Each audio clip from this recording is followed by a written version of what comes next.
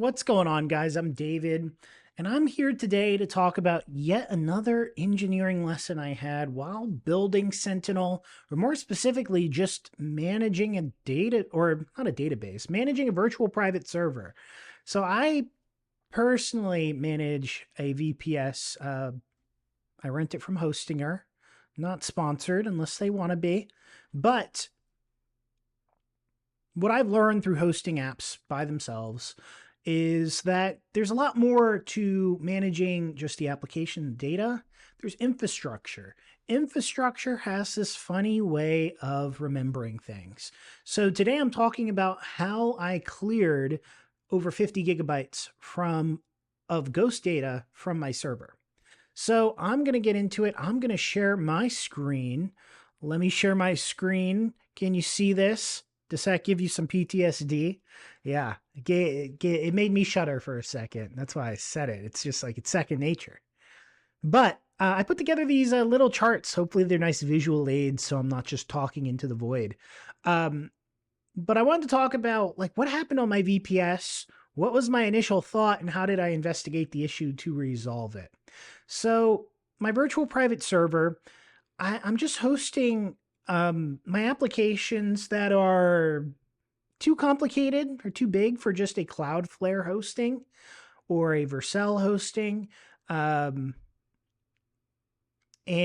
also I can't be paying for a Supabase environment every time I want to do a project. I'm too broke for that. I can't afford it. I can't do it. So I'm doing it myself on my own VPS. And it's why I would encourage anybody else to give it a try. Rent a cheap VPS for a year. Just try it. Try hosting things yourself. But there was an interesting problem here where initially my VPS was sitting around like 10 gigabytes. No problem. I wasn't stressing. But then it spiked to 60 gigabytes. So initially I thought it was Sentinel.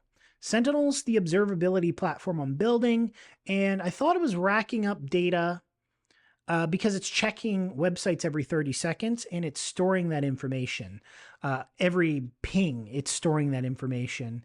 And since its inception, what I actually started was I created this whole data retention aggregation program for it. So there are a bunch of SQL rollup tables. So now my health checks, the 30-second pings, they're only stored for a week and then they're purged.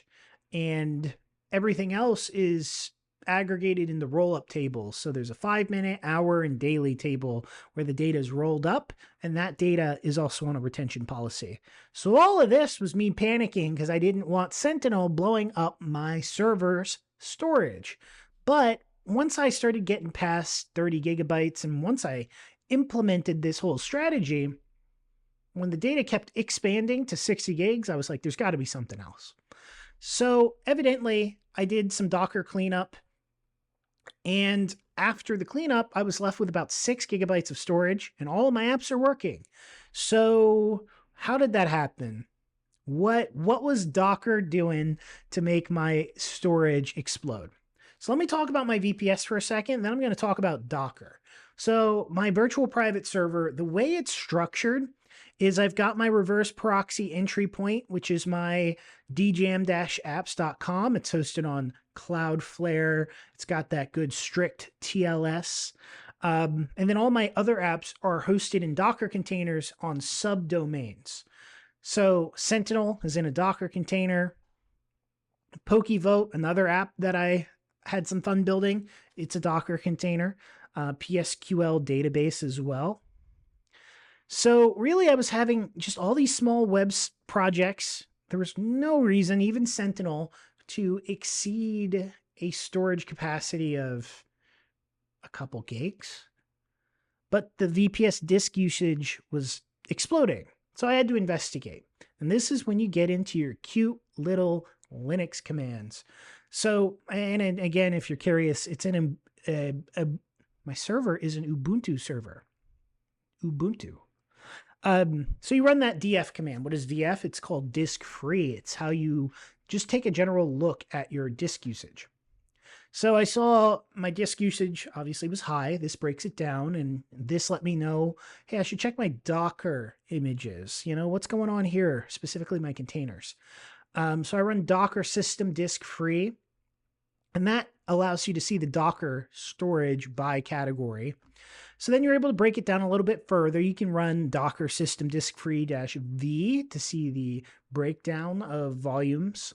I took a look at the Docker volumes, and then I identified that there were a bunch of volumes on my server that were unused. And it's just Docker doesn't delete everything by default because, especially your volumes are your data, and it doesn't want to delete production data. So let's get into the Docker mental model, is what I want to call it. Because what I found out was there was a lot of unused Docker data sitting around causing my server's storage to explode. And the thing about Docker is it's broken up into 4 main categories. There are more to understand than just these 4, but to get your head wrapped around Docker, these are the 4 that you need to know. Images, they define what should run. The image is the blueprint. It's the recipe. It tells Docker what it's building. The container is actually what's running, the application. The network is how it communicates. And then the volume is what data lives and survives in your application. So all of those 4 sections are very important to understand. I think because a year ago, I didn't understand Docker. I understood, oh, you containerize applications in it. It solves that problem of, it works on my machine. I got the buzzwords. I didn't understand it fundamentally. And I'm hoping something like this breaks it down for you in a way that gets you started. Because really with Docker, you just got to get started and then you've entered the rabbit hole. So let's talk about Docker files. So images. Images are the blueprint for your Docker container. So what I've got here is an example Docker file.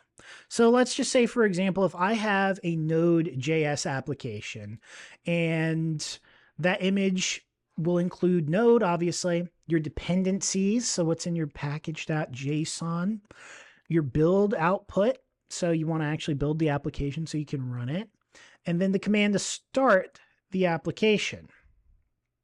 Once all of that is complete, you can build the image, Docker build -t my-app. So what this does is there's now an image, which, and again, an image is the blueprint. It's the recipe for an app called my app, or in my case, it's Sentinel or Pokevote or whatever you're hosting. But you got to understand the image is not the running application itself. It's the recipe, like I've said. Or if you're an object-oriented kind of guy or gal, an image is like a class, and then the container is more like the object derived from that class. And this is one of Docker's strengths. Once you have an image, you can run that same app consistently without manually rebuilding the server environment every time. This really takes a headache that, frankly, in modern building, you probably don't ever have to run into. If you were building back when you actually had to hand stitch a server together by hand, you'd actually have to install the dependencies yourself, which is why, okay, maybe you got 5 servers you got to install something on. If you're doing it by hand, one server may bug out and the other didn't. But this containerizes everything and keeps it within the same kind of environment and keeps everything consistent. So the containers, I've been talking about the containers. The image, that's the recipe. The containers are the running application. So when I run something like Docker run my-app, Docker actually creates a container from the image. So we've got the Docker image, the running container, and the containers running the application process, environment variables, network access, and mounted storage. And then if something happens to the container, containers are disposable. And that's what's so powerful about this combination here is you've had the image that describes the container. So if something happens to the container, for example, one time, and this is the reason I built Sentinel, is I had one of my applications go down without me knowing it. I was able to just rebuild it. It took 2 seconds to get it back up. So if you have a problem with a container, it's disposable. You can delete it. You can build it again. And this is as opposed to SSHing into the machine and doing it by hand. And I have this diagram here that kind of breaks it down a little bit more if you're interested in seeing it. But you create the image, Docker container is built. If you need to remove the image, or the container, I should say, image version 2 creates container version 2. Containers are disposable. But what isn't disposable is your data. And this is by design. And I found that volumes, unused volumes, because again, it's not correct to say that Docker by default duplicates your data. That's not what it's doing. Really, what builds up over time, if you're just running a bunch of Docker compose up, git pulls, Docker compose up, and you're running a build process, Docker isn't deleting everything by default. You have to actually go in and prune the data. That's the actual command, Docker prune, Docker system, Docker volume prune, and it removes unused volumes. You need to be careful with that. It's not always a fix-all, but we'll get into that in a second. But volumes are the persistent storage managed by Docker. So again, containers are disposable. You don't want your data to be disposable. You could put your data in a container, but that means every time you rebuild the container, the data is deleted. So you don't want that for actual production data. So let's say I have Postgres. I like Postgres. I'm a Postgres, say that 5 times fast kind of guy. So the container will run Postgres, but the actual database files, the data itself, needs to live somewhere. So if those files only lived inside of the container, then deleting the container would delete the database, as I said. And that would be no good. So again, your Docker compose file might look like this. You've got your service, you've got the image, Postgres 16, you've got your volume. So what this is saying is run the Postgres container, but store the database volumes store the database files in a Docker volume called Postgres data. So hopefully this graph down here actually makes it make more sense. Image, container, you actually have the Postgres process because Postgres is doing something. And then the mounted data path, assuming I don't break all of my graphs by clicking them. So Docker is basically saying, so again, when you run like a Docker compose up, Docker compose down, you rebuild your containers, Docker is basically saying, I'm not going to automatically delete this storage because for all I know, this is your production database. I would much rather have Docker accidentally keep old data than delete it. So what actually happened on my virtual private server? Well, as I was spinning up more applications, I was making changes. I was running Docker compose up, Docker compose down, creating new containers, updating the applications. As you do that, Docker's not going in and automatically deleting your information. Again, I would rather Docker maintain my database, maintain my information, and then I come back and fix it myself. But understanding that's really important because this all starts to add up, and it was exponentially growing in my case. Images can add up, build caches can add up. And then, of course, your volumes, again, I don't think they were all getting duplicated on my end, but I do think there were instances where an old volume was left abandoned and a new one was created. So the data does grow exponentially. So Docker system prune is the magical command line code here, but it may not always be enough when you're running multiple Docker containers on a server because Docker system prune, it'll get rid of pretty much everything. The stopped containers, the unused networks, dangling images, that build cache, but the volumes are protected by default. So volumes obviously are different because, as I mentioned, it could be a production database. But Docker does keep up with like what's unused. So you do want to make sure you're inspecting your volumes before you just run a frivolous Docker volume prune command. In my case, it was pretty easy.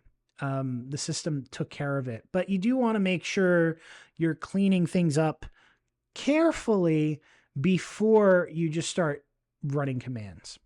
So here I have a few lists of commands. Definitely, you can hop on my GitHub and take a look at this. I plan on hosting this probably tonight in case you want my notes. But commands that I showed in the graph, Docker system disk free, that's how you see the storage details. You can list your volumes, inspect your volumes, and then make a more educated decision on where you want to clean up your volumes. Because after you review, like, hey, are there a lot of volumes that are actually being unused? Then you'll run the Docker volume prune command. Just a thought. But anyway, I've been yapping for a while, and frankly, I still have a lot to learn about Docker and the intricacies because, I'm getting all of my Docker apps to run just fine. And I've loved the process. It's not a one-click deploy situation, but I'm able to create build scripts and just run my applications pretty seamlessly. It takes maybe about 2-3 more minutes than just hitting one-click deploy. But I think the bigger lesson here also is that you got to be self-deploying. You got to self-deploy your applications because that's where the real learning happens. Because when you're building apps, if you're just one-click deploying, sure, you're getting to touch code, features, UI, maybe a little database. But when you're actually running an application on a server that you're fully in charge of, that's when you start having to manage the storage, logs, networking, backups, monitoring, and failure modes. Because, Vercel, Cloudflare, they're all doing that for you. So, final takeaway, to wrap it all up, because I've been yapping for a minute here. So Docker has an image that defines what runs. The container runs the application, and you can have a network that connects services. So like I could have a Postgres container that communicates with my actual front-end application container. And then the Postgres container will have a volume that preserves the actual data. So let me know what you think, guys. I mean, this was my first crack at explaining Docker.